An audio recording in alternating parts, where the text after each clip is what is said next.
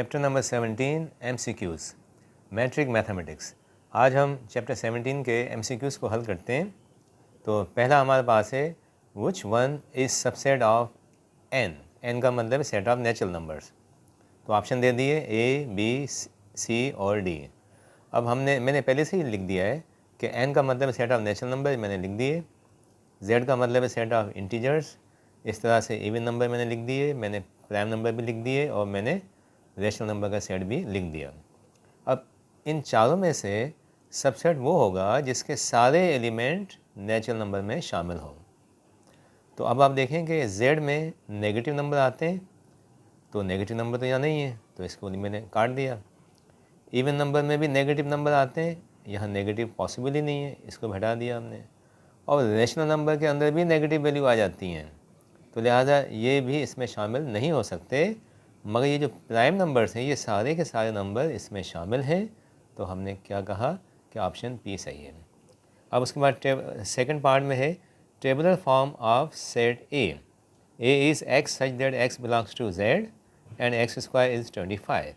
तो ये जो एक्स स्क्वायर इज़ 25 जो लिखा हुआ है ना, हम इसको ले लेते हैं।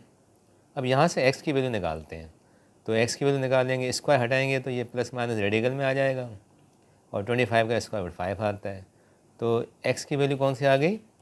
Plus minus 5। तो ये सेट बनता ही x से है, तो लिहाजा हमने कहा a is equal to -5 and +5।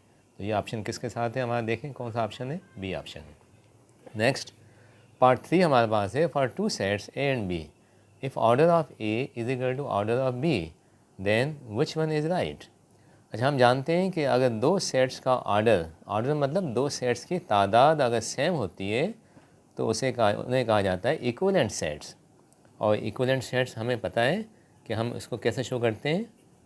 Equivalent sets जो होते हैं, अगर मैंने कहा equivalent sets A and B, तो उसको शो कैसे करेंगे हम, A is equivalent to B.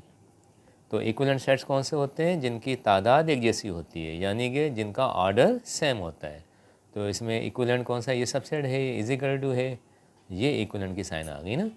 अब उसके बाद पार्ट 4, इसमें एक सेट है जिसमें लिखा हुआ है कि set of element x such that x belongs to set of natural numbers and x is less than 1। अब ये जो सेट है ये किसके इक्वल होगा, यानी कि ये सेट कौन सा है। अब आप इसमें देखें कि नेचुरल नंबर की बात हो रही है, और नेचुरल नंबर भी कौन से, जो कि 1 से कम हो। हम जानते हैं कि नेचुरल नंबर जो शुरू होता है वो शुरू ही 1 से होता है, 1 से कम तो पॉसिबल ही नहीं है ना। नेचुरल नंबर हमारे पास कौन से होते हैं, 1, 2, 3 एंड सो ऑन, इससे कम तो पॉसिबल ही नहीं है। तो ये कह रहा है कि 1 से भी पहले जो आता है वो लिखें, कोई नहीं है, पॉसिबल नहीं है। जब पॉसिबल नहीं होता तो हम कहते हैं कि वो सेट कौन सा हो गया, एम्प्टी सेट हो गया, राइट। पांचवा जो है, इसमें दो सेट दे दिए हमें, एक सेट ए दूसरा सेट बी, और हमें मालूम करना है ए सिमेट्रिक डिफरेंस बी। तो सिमेट्रिक डिफरेंस में क्या करते हैं, ये मैंने लिख दिया, ए सिमेट्रिक डिफरेंस बी। तो इसमें जनाब क्या होता है कि जो कॉमन एलिमेंट होते हैं उनको हटा देते हैं।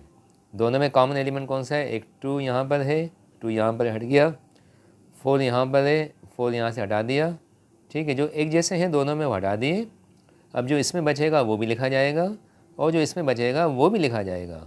तो हमारे पास क्या बचता है, 1 एंड 3, और यहाँ क्या बचता है, 6। तो what is the correct option, option D. अब हम करते हैं पार्ट 6। इसमें है which operation is not commutative. Symmetric difference लिखा हुआ है। हम जानते हैं कि सिमेट्रिक डिफरेंस में क्या होता है कि ए सिमेट्रिक डिफरेंस जो होता है वो हमेशा इक्वल होता है किसके, बी सिमेट्रिक डिफरेंस ए के। यूनियन की बात करते हैं, इसमें क्या होता है, ए यूनियन बी हमेशा इक्वल होता है किसके, बी यूनियन ए के। डिफरेंस की बात करते हैं कि ए डिफरेंस बी जो होता है वो नहीं इक्वल होता है किसके, बी डिफरेंस ए के। और ए इंटरसेक्शन बी की बात करते हैं, तो जनाब ए इंटरसेक्शन बी जो है वो इक्वल होता है किसके, बी इंटरसेक्शन ए के। ये हमने लिख दिया। अब इसमें देखें, ये कम्यूटेटिव है, ये कम्यूटेटिव है, कम्यूटेटिव है। कौन सा कम्यूटेटिव नहीं है, डिफरेंस। तो हमने सी पे ऑप्शन टिक लगा दिया। अब इसके बाद हम आते हैं पार्ट 7 पे। लिखा हुआ है set of all element x such that x belongs to P और x बिलोंग्स टू q। अब ये कौन सा ऑप्शन इसमें जो है इस सेट के लिए इस्तेमाल किया गया है? तो हम देखते हैं पहले p इंटरसेक्शन q को हम इसको लिखते हैं सेट बिल्डर फॉर्म में। जब p इंटरसेक्शन q लिखा जाएगा सेट बिल्डर फॉर्म में तो इसको ऐसे लिखा जाएगा x such that x belongs to p and ये जो सिंबल है एंड, ठीक है, x बिलोंग्स टू q। तो ये हो गया हमारा इंटरसेक्शन। और जब हम यूनियन की बात करते हैं ना तो इसको सेट बिल्डर फॉर्म में ऐसे लिखा जाता है x such that x belongs to p और x बिलोंग्स टू q। ठीक है, तो यूनियन के लिए और इस्तेमाल होता है, इसको हम और भी कहते हैं, ठीक। और इंटरसेक्शन के लिए हम एंड इस्तेमाल करते हैं। तो अब आप देखें ये वो कौन सा है हमारे पास और यूज़ किया गया है, तो इसका मतलब है वो क्या ऑप्शन होगा हमारे लिए? बी ऑप्शन होगा। उसके बाद 8वां, x belongs to universal set but x does not belongs to A intersection B. अब इसमें क्या कहा गया है कि वो एलिमेंट्स जो यूनिवर्सल सेट में तो हों मगर ए इंटरसेक्शन बी में न हों। Elements x do not belongs to A intersection B. तो ये नॉट लिखा हुआ है, ये नॉट जो होता है ना वो कॉम्प्लीमेंट के लिए इस्तेमाल होता है। ये कह रहा है not belongs to A intersection B मतलब कॉम्प्लीमेंट। तो ये जो कॉम्प्लीमेंट है इसको सिंपल वर्ड्स में हम यूँ भी कह सकते हैं नॉट। तो ये जो लिखा हुआ है, क्या लिखा हुआ है? Not belongs to A intersection B. तो ये हो गया। अब उसके बाद part 9, for any two sets two non empty sets A and B, दो सेट्स हैं ए और बी, ठीक है, और उनकी कंडीशन कौन सी है? पहली कंडीशन उनका यूनियन यूनिवर्सल आ रहा है, इंटरसेक्शन एम्प्टी आ रहा है। तो इन दोनों सेट्स को क्या कहा जाएगा? तो जनाब इन दोनों सेट्स को हम कहते हैं सेल्स। क्यों? कि सेल्स के अंदर तीन बातें होती हैं कि सेट्स नॉन एम्प्टी होने चाहिए, बिल्कुल नॉन एम्प्टी है यहाँ पर। सेल्स में यूनियन जो है यूनिवर्सल सेट आता है, बिल्कुल सही है। और इंटरसेक्शन जो है वो एम्प्टी आना चाहिए। तो 1, 2, 3 बातें जिसमें होगी उसे सेल्स कहा जाता है। और पार्ट 10 इसमें कॉम्प्लीमेंट लिखे हुए हैं ए के ऊपर, 1, 2, 3। हम जानते हैं कि जो कॉम्प्लीमेंट होता है ना, चलो एक कॉम्प्लीमेंट लगा दिया, दूसरा लगा दिया, तीसरा लगा दिया और चौथा लगा दिया ना। अब क्या होता है कि कॉम्प्लीमेंट को कैंसिल करता है।